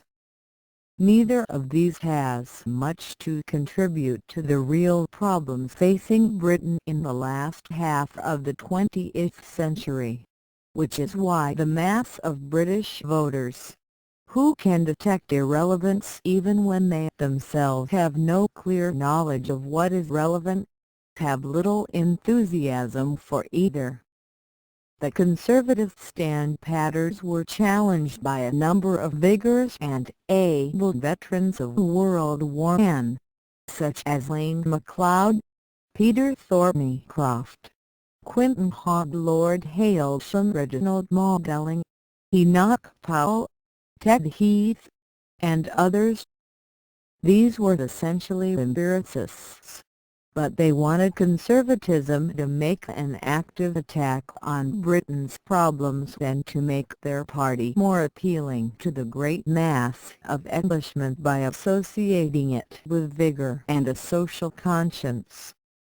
In one way or another, Macmillan was able to sidetrack all of these, to derail the traditional leader of the older aristocratic Conservative families, Lord Salisbury, and to block other significant contenders for control of the party such as R.A. Butler. In fact, Macmillan's eagerness to avoid decisions or activity in matters concerned with the welfare of the country was exceeded only by his activity in consolidating his own personal power in the party. In some ways, notably in his insatiable yearning for power, his skill in concealing this fact, and his evident lack of any very rigid principles on other matters, Macmillan recalled his predecessor, Baldwin. Both had the same pose as typical country squires, and both had Oxford University closer to their hearts than any other public issue. But where Baldwin was lethargic and relatively sensitive, Macmillan was active and secretly ruthless, quite willing, apparently, to disrupt the establishment or the party itself to further his personal position and his surprisingly narrow social interests. This was seen in his last-minute, successful campaign against Sir Oliver Franks for the honorary position of Chancellor of Oxford University in 1960, and in the way in which, operating from a hospital bed in 1963, he pushed aside all other claimants to be his successor as Prime Minister to put into that office the 14th Earl of Home, Alexander Frederick Douglas Home. This disregard of tradition, of the lines of expected procedure, of the claims of past service and cooperation, and, above all, of the expectations of public opinion in order to raise a man whose chief claim seemed to many to be based on long lineage, was a fair commentary on Macmillan's attitude toward his office and his party. Its influence on the morale of the party itself cannot be assessed, but it cannot have been a good one. The Labour Party was similarly divided, and similarly fell under the control of a man whose will to power was stronger than any ideology or party principles. On the whole, the party was split between leaders of Labour Union origin and intellectuals from jobs in university teaching. At the same time, it was split between those who still saw some merit in the old theories of class struggles and imperialist wars, and felt that the solutions to both was to be found in nationalization of industry and drastic, if not unilateral, disarmament, at least in regard to nuclear weapons. The post-war world, in Britain as elsewhere, violated all the anticipations of Socialist Party theories. The former socialist utopia, the Soviet Union, became the arch-enemy, and the United States, previously regarded as the epitome of capitalist corruption, became a combination of St. George and Santa Claus. The post-war experience with nationalization disillusioned all but the most doctrinaire of socialists, and the majority of voters. Once they had obtained the basic elements of social welfare, medical care, and social insurance in the immediate post-war period, showed a strange preference for moderate or even conservative leaders rather than for the advocates of left-wing policies.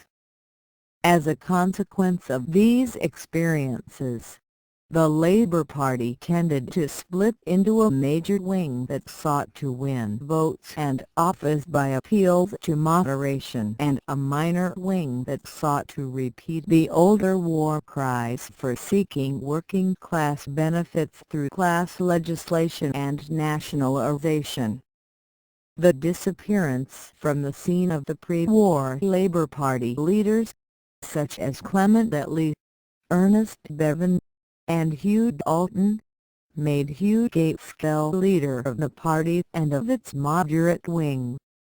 By 1956 Gaitskell was being challenged from the left by Frank Cousins, the former miner, who was backed by 1 million votes in the Transport and General Workers' Union. At the party conference of 1960 Gaitskell was defeated on 4 resolutions favouring unilateral disarmament and rejecting British cooperation with NATO, which were passed over his objections. Gaitskell was able to reverse these votes in 196 but could not wipe from the public mind the impression that the party might not be completely reliable in support of Britain's role in the defence of the West against communist aggressions. While still concerned with this task, Gaitskell died early in 1963, and was succeeded as party leader by Harold Wilson, whose brilliant record as student and teacher did not hamper his work as a skilled and tireless manipulator of intra-party political influence. From 1959 onward, a small but steady sagging in popular support for the Conservatives was evident. The party delayed calling the new election until the very end of the 5-year term of the Parliament's life in tile vain hope that some success, or at least some decisive improvement in Britain's economic condition, might provide the margin for an unprecedented 4th consecutive electoral victory. By late 1960 it was clear that some decisive step must be taken to regain popular support. Macmillan was driven, still with reluctance, to seek membership for Britain in the booming European Economic Community. The application was made in August 1961, opening many months of onerous negotiations. During this period de Gaulle made a spectacular state visit to West Germany, spoke of the national glories of Germany, and persuaded Chancellor Adenauer to sign a special treaty of Franco-German friendship, whose real meaning was ambiguous to all concerned, except that it seemed to exclude both the great English-speaking powers from the inner European circle. The latter two reaffirmed their solidarity, in what looked to some like British inferiority to Washington, in a conference between Macmillan and President Kennedy in the Bahamas in December 1962. The Nassau Conference sought to iron out various Anglo-American differences, to agree on steps that might avert de Gaulle's steady weakening of NATO, and, on Macmillan's part, to show the British electorate the Conservative leader's close relations with President Kennedy. The meeting confirmed an American decision to abandon the Skybolt, an air-to-ground missile on which the British had constructed much of their nuclear defense, and proposed to strengthen NATO by establishing a multinational force. The latter project hoped to establish NATO's strategic nuclear force in a fleet of surface naval vessels, armed with Polaris-type missiles and operated by mixed crews from all the NATO powers.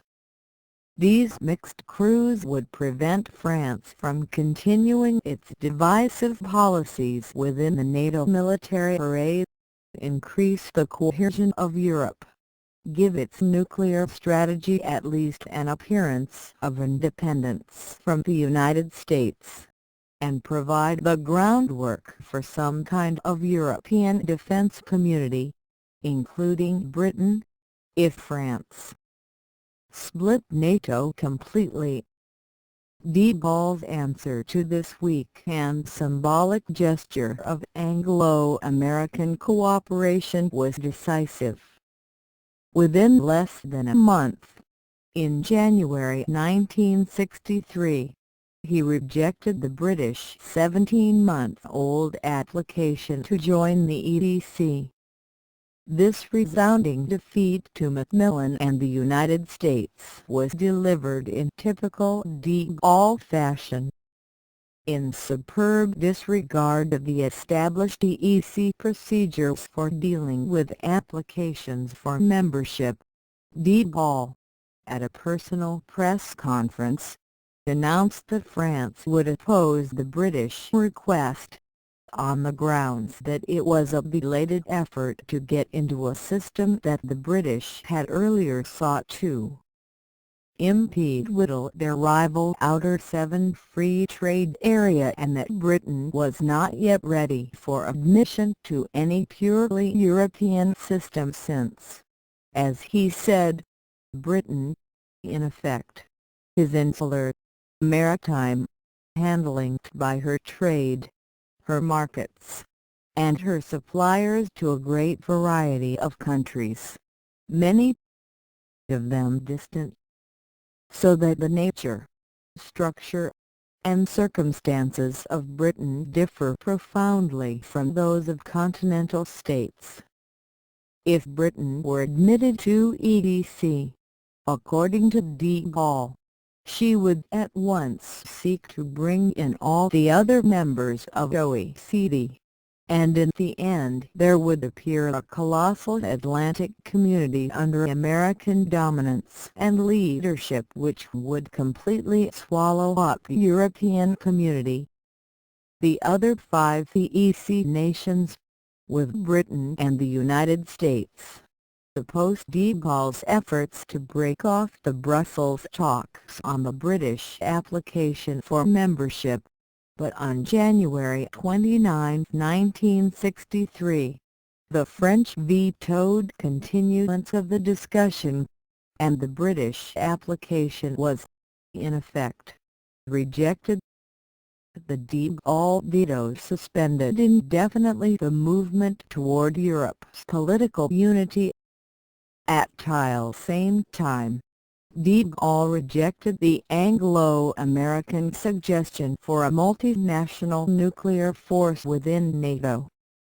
On January 22, 1963, with President at an hour of West Germany, he signed the French-German Treaty of Friendship and Consultation, providing periodic conferences of the two countries on foreign policy, defense, and cultural matters.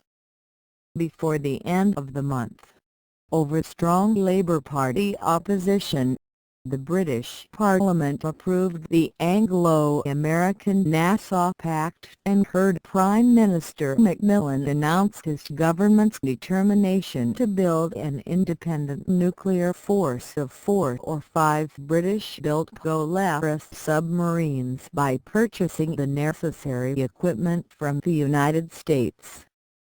In this way, the movement for European unity was suspended and the continent remained at sixes and sevens. This condition of stalemate was protracted for almost 2 years, through 1963 and 1964, by extensive governmental changes and important national elections. In February 1963, the Conservative government of Prime Minister Diefenbaker of Canada was overthrown on a no-confidence vote based on charges that he had failed in vigour in supplying warheads for Canada's section of the North American defence system. He was replaced by a Liberal government headed by Lester B. Pearson. In the same month, in England, the death of the Labour Party leader Gaitskell brought to the head of that opposition group a relatively unknown left-wing intellectual and former university instructor, Harold Wilson, who had often supported Aneurin Bevan against Gaitskell's more moderate views. In June of 1963, the whole movement for Christian religious reunion and reform of the Catholic Church was suspended by the death of the very popular Pope John XXIII and installation of his successor as Pope Paul VI. In October, one of the semi-permanent fixtures of the European post-war political scene disappeared when the 87-year-old Chancellor Konrad Adenauer resigned after a 14-year term. He was replaced in the chancellorship by Economic Minister Ludwig Erhard, who was widely regarded as the chief architect of Germany's spectacular economic recovery. 3 days after Adenauer's resignation, Harold Macmillan, on grounds of ill health, resigned as Prime Minister and was able to impose on his party as his successor the ex-Earl of Home, renamed Sir Alec Douglas Home. Thus the British general election of October RG 64 was fought with new leaders on both sides. A few weeks after the shift of government in London, the more significant change of government took place in Rome as part of a long-term shift to the left in the Italian political balance. Essentially, the dominant Christian democratic group broke free, to some extent, from its reactionary right wing and from the need to seek support on the right by detaching the left-wing socialists from their long and uncomfortable alliance with the communists by bringing this group into the government and leaving the communists almost completely isolated on the left. Aldo Moro, political secretary of the Christian Democratic Party, became premier of the new arrangement in December 1963, with Pietro Nenni, of the left-wing Socialists, as deputy premier. In theory, the coalition rested on an agreement to seek to extend the benefits of the Italian prosperity boom to the less affluent workers' groups who had been relatively neglected in the hysterical pursuit of profits by more affluent entrepreneurs under the preceding governments. The Italian cabinet shift was still in process when President Kennedy was assassinated by an unstable political fanatic in Dallas, Texas, on November 22, 1963. This, in view of the power and influence of the American presidency, was the most significant governmental change for many years. After an unprecedented display of worldwide mourning, the new president, Lyndon B. Johnson, of Texas, took control of the American presidency's global responsibilities and national obligations with only 11 months in which to establish his position as a candidate in the presidential election of 1964. As a consequence of these changes, the removal from office of Khrushchev in October 1964, and the death that year of Jawaharlal Nehru, who had been Prime Minister of India from the achievement of independence in 1947, the governments of all major countries except France and Red China underwent significant shifts of personnel in the period of about 15 months. This gave rise to a pause in world history for almost all of 1963-1964, during which each country placed increased emphasis on its domestic problems, especially on the demands of its citizens for increased prosperity, civil rights, and social security. Since the same tendency became evident also in France and Red China where the previous leaders continued in power, the last 2 years covered by this book were years of hesitation, decreased world tension, and confused plans for future courses.